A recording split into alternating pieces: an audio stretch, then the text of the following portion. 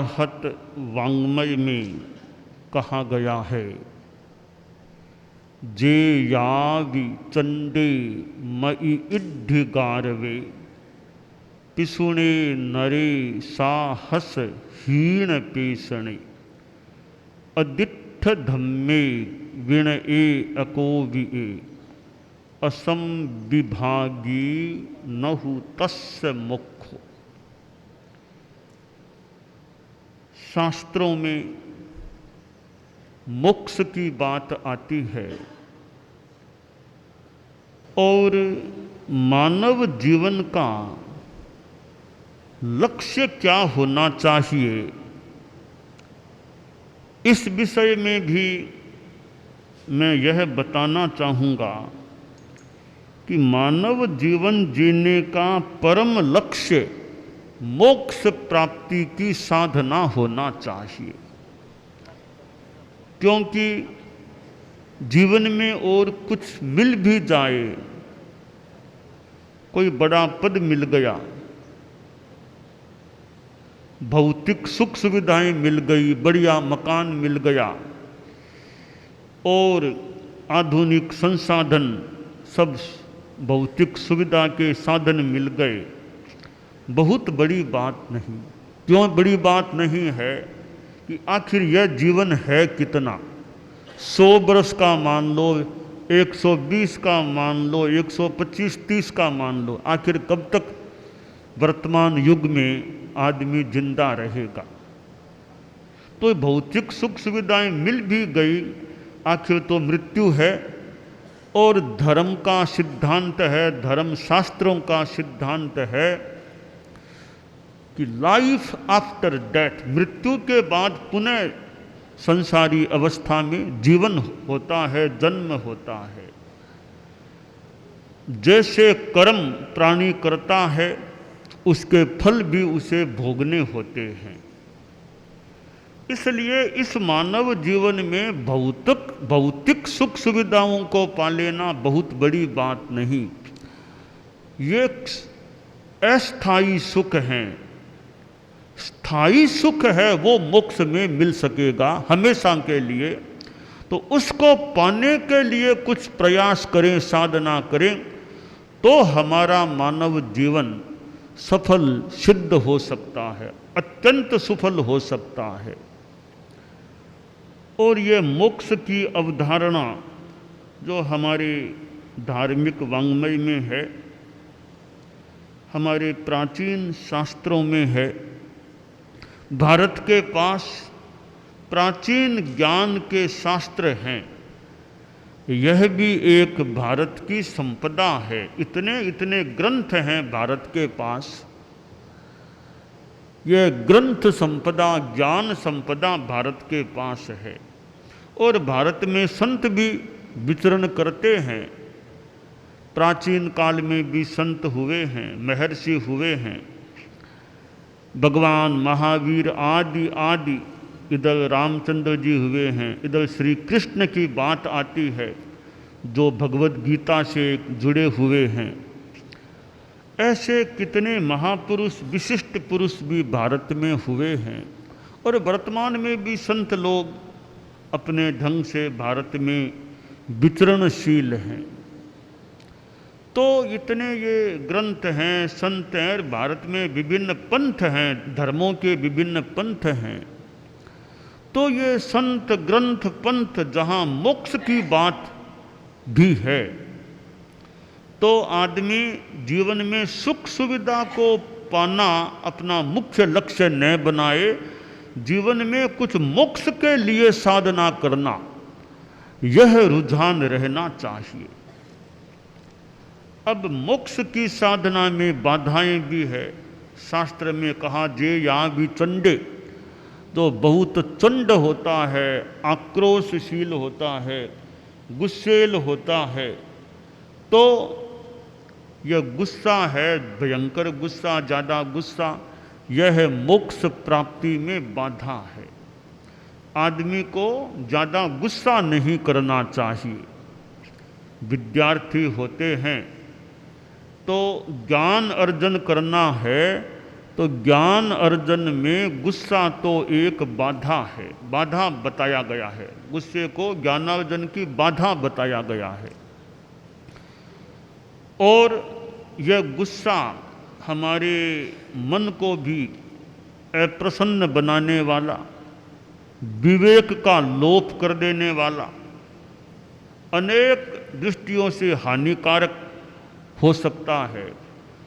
तो कोपः शत्रुर मनुष्याणाम, गुस्सा मनुष्यों का शत्रु होता है। जैसे आलस्य को महारिपु कहा गया, आलस्यम ही मनुष्याणाम शरीरस्थो महारिपुः।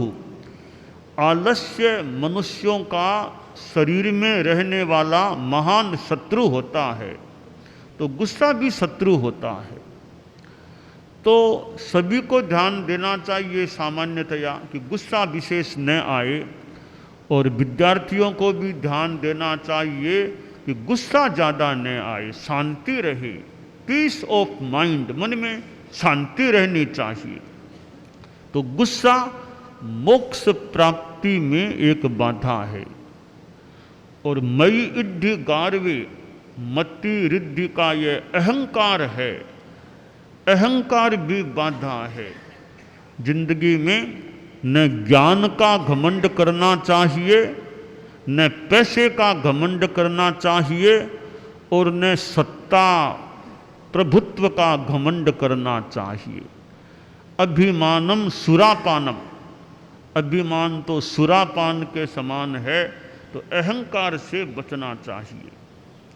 और यह दूसरों की फालतू निंदा करना, चुगली खाना, फालतू बिना सोचे विचारे काम करना, अनुशासन को नहीं मानना, अनुशासनहीनता, उच्छृंखलता, धर्म को नहीं समझना, विनय नहीं करना, और समविभाग नहीं करना, ज़्यादा हड़पने का प्रयास करना, पांति सबकी बराबर होनी, एक उसमें से ज़्यादा लेने का प्रयास करें, यह असम विभाग की वृत्ति है। ये कई मोक्ष की साधना में बाधाएं हैं, मोक्ष प्राप्ति में बाधाएं हैं। तो जीवन अच्छा रहे, और जो विद्यार्थी हैं जिनका विद्या अर्जन का अभी अवसर है, समय है, उनमें ज्ञान का विकास भी हो, और ज्ञान के साथ अच्छे संस्कार, knowledge and good character. Only knowledge is half, और with character, knowledge with character may be complete one. तो ये चरित्र युक्त, संस्कार युक्त ज्ञान हो, वो एक परिपूर्णता या विशिष्टता की बात हो सकती है। कि बच्चों में ये संस्कार जागे कि छिपकर के भी बुरा काम नहीं करना चाहिए। वो उपाध्याय जी थे, बच्चों को पढ़ाते थे। जैसे कई एकल शिक्षक, एक ही अध्यापक कई विषय पढ़ा देते हैं, तो वो गुरुजी, उपाध्याय जी पढ़ाते, और संस्कृत, ज्योतिष आदि विषय पढ़ाते, और कई बार वो धर्मशास्त्रों की बात भी बताते, धार्मिक ज्ञान, अध्यात्म ज्ञान भी देते। अध्यात्म विद्या, विद्यानाम, विद्याओं में अध्यात्म विद्या। एक दिन गुरुजी ने विद्यार्थियों से कहा, वो एक आध्यात्मिक शिक्षण के अंतर्गत, कि देखो परमात्मा ऊपर होते हैं, यूँ तो हर आत्मा के भीतर किसी रूप में परमात्मा का स्वरूप है। अभी भले वैभाविक अवस्था है, भीतर में शुद्ध आत्मा परमात्मा के रूप में है, और यूँ वे विशुद्ध हो चुकी आत्माएं ऊपर रहती है। तो गुरुजी बोले परमात्मा होते हैं, वे ऊपर स्थित होते हैं, वे सबको देखते हैं। कोई भी आदमी, कोई भी स्थान उनसे छिपा हुआ नहीं हो सकता, वे सबको जानते हैं, वे सर्वज्ञ होते हैं। इसलिए छिपकर के भी बुरा काम नहीं करना चाहिए। एक शिक्षा आध्यात्मिक संदर्भ की गुरुजी ने दे दी। बात संपन्न हो गई, कई दिन बीत गए। तो गुरुजी ने एक दिन सोचा कि मैंने विद्यार्थियों को बताया कि परमात्मा सब जगह देखते हैं, सबको देखते हैं, उनसे छिपा हुआ कुछ भी नहीं रहता, गलत काम छिप करके भी नहीं करना चाहिए। तो मेरी बात को विद्यार्थियों ने कितना हृदयंगम किया, इसका परीक्षण करूं। तो परीक्षण के लिए फिर एक दिन वो गुरुजी बोले कि बच्चों देखो, तुम्हें एक जानकारी दे रहा हूं, तुम्हें पता है या नहीं, मेरे एक बेटी है और बेटी को अब मुझे पढ़ाना है, उसकी शादी करनी है। तो देखो गुरुजी की बेटी तो बहन होती है कि हाँ गुरुजी आपकी बेटी तो हमारी बहन ही है, इसमें क्या फर्क है, हमारी बहन है। तो बताओ तुम्हारी बहन की अब शादी होने वाली है, अपनी बहन की शादी के लिए कुछ आर्थिक सहयोग करोगे? हाँ गुरुजी करेंगे। तो एक शर्त है कि जो कुछ सहयोग करना वो मुझे कल ही ला करके दो, और जो कुछ पैसा लाओ अपने माता पिता के वहाँ से लाओ। एक और यह शर्त है, कोई न देखे कोई न जाने तब वो पैसा उठा करके लाओ और कल मुझे दो। ये साथ में मेरा कथन है, कोई भी नहीं देखना चाहिए, कोई न जान पाए तब पैसा उठाना है। कहा गुरुजी हम देख लेंगे। बाद में जब छुट्टी हो गई, बच्चे घर चले गए, अब सारे बच्चों के दिमाग में एक ही बात कि कब माता पिता इधर उधर हों तब अलमारी आदि खोल करके पैसा निकाले। बच्चों ने अपना प्रयास किया। अगले रोज विद्यार्थी आए, प्रार्थना हुई, गुरुजी बोले बच्चों याद है ना कल मैंने एक काम सौंपा था, याद है? कि हाँ गुरुजी काम किया है हमने। तो एक एक बच्चा आओ, टेबल मेरे सामने है, जो कुछ पैसा लाए हो एक पैकेट में बंद कर दो, ऊपर अपना अपना नाम लगा दो। वो पैकेट सब ये पैकेट यहाँ पड़े हैं, पैकेट में डाल दो, नाम लगा दो, इस टेबल पर अपना पैसा वो पैकेट रखते जाओ। सारा काम बच्चों ने किया, वो पैकेट पड़े थे उसमें डाला, अपना नाम लिखा, एक एक बच्चा आता गया, वो पैकेट रखता गया। एक बच्चे के सिवाय सारे बच्चे आ गए, पैकेट रख दिए। एक बच्चा खड़ा नहीं हुआ। तो गुरुजी ने पूछा, रे वत्स तुम आए नहीं, पैसा नहीं लाए क्या? बोला गुरुजी पैसा तो मैं ला नहीं सका। क्यों? इतने बच्चे लेकर आ गए, तुम क्यों नहीं ला सके? आगे आया बच्चा और सारे बच्चे बैठ गए थे। वो बच्चा बोला गुरुजी मैं तो नहीं ला पाया, कारण यह हुआ कि मैं कल रात्रि में जब माता पिता दोनों ही काम लगे हुए थे, मैं कमरे में गया, कोई नहीं था, मैंने अलमारी खोली, तो वहाँ पैसा रखा हुआ था माता पिता का, तो मैं वो निकालना चाह रहा था, तो अलमारी का गेट तो खोल लिया, पैसे के हाथ नहीं लगा सका। क्यों नहीं लगा सका? कि मेरे मन में आया कि गुरुजी ने कल कहा था, यानी आज जो निर्देश यह दिया था, कोई न देखे कोई न जाने तब पैसा निकालना है। कई दिनों पहले गुरुजी ने ही कहा था कि परमात्मा सब जगह देखते हैं, सबको जानते हैं, उनसे छिपा कुछ भी नहीं रहता। तो गुरुजी का निर्देश था कोई न देखे न जाने तब पैसा निकालना, यह शर्त है। गुरुजी का यह भी कथन है कि परमात्मा तो सब जगह सबको देखते हैं, तो पैसा मैं कैसे निकाल पाऊंगा? इसलिए मैंने पैसा नहीं निकाला। यह उत्तर बात सुनी गुरुजी को बहुत अच्छा लगा कि एक बच्चा तो मुझे ऐसा मिला जिसने मेरी बात को हृदयंगम किया है, और कि परमात्मा सब जगह देखते हैं, इस आधार पर पैसा नहीं निकाला।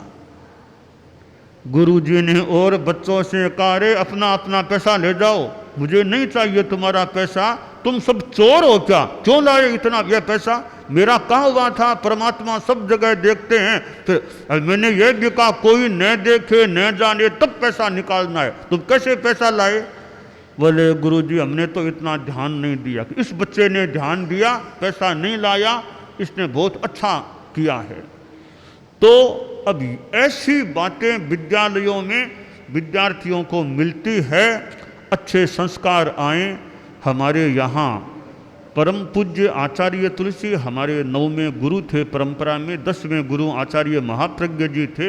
एक प्रोग्राम चलाया था जीवन विज्ञान, साइंस ऑफ लिविंग, कि विद्या जगत में, शिक्षा जगत में विद्यार्थियों ये जीवन विज्ञान जो कुछ प्रयोग भी होते हैं, मान लो शिक्षण प्रशिक्षण, उसके अनुसार चलें, अच्छे संस्कार आ सकें, इमोशनल डेवलपमेंट, इमोशनल कंट्रोल, अपने संवेगों पर कंट्रोल भी रख सकें, भावों का विकास हो सके।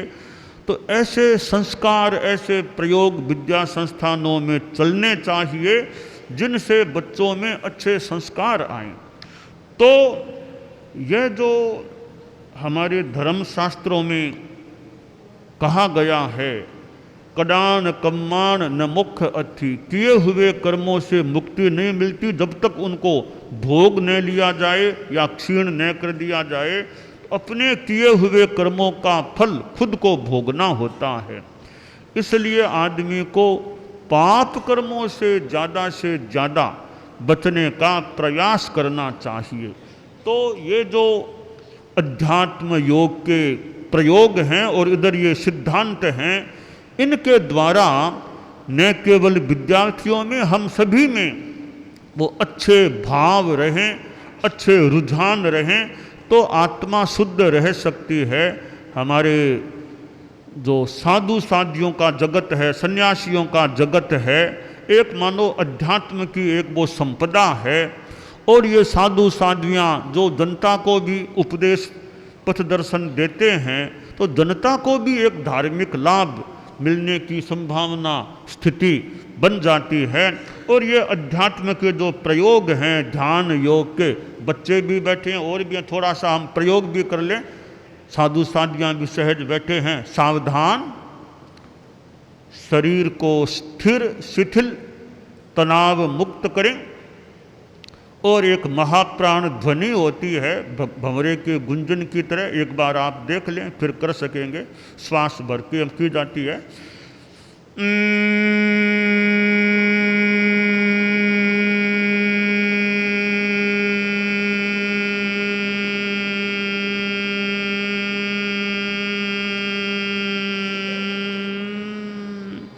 अब आप कर सकेंगे। श्वास भरें, छोड़ते हुए, श्वास को छोड़ते हुए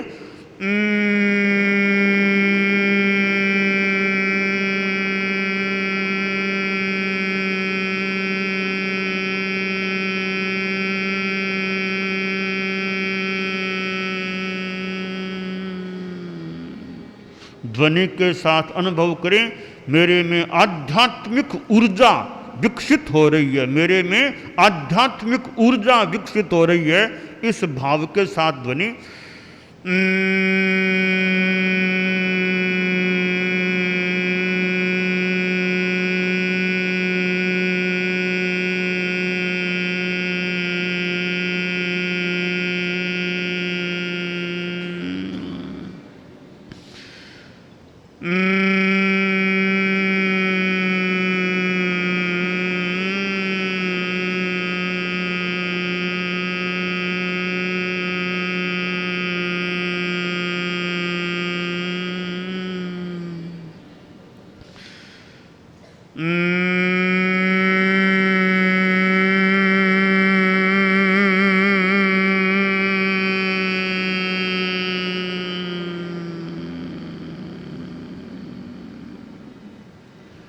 अब शरीर को शिथिल रखते हुए मेरुदंड और गर्दन को सीधा रखें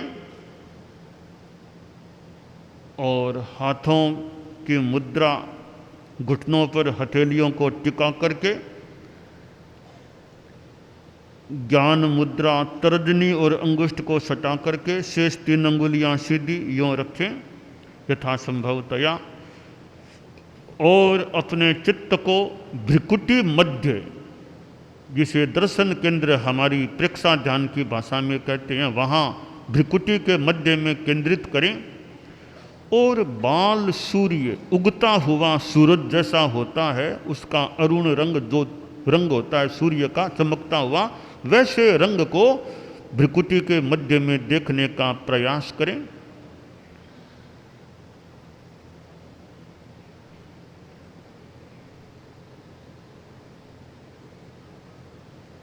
और अनुभव करे मेरे में तेजस्विता का विकास हो रहा है, आध्यात्मिक तेजस्विता।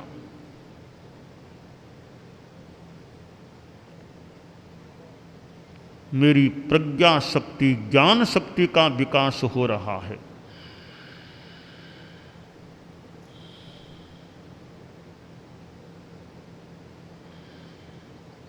चित्त को भ्रिकुटी मध्य में केंद्रित रखें, दर्शन केंद्र पर, और बाल सूर्य के रंग को देखने का प्रयास भ्रिकुटी के मध्य भाग में।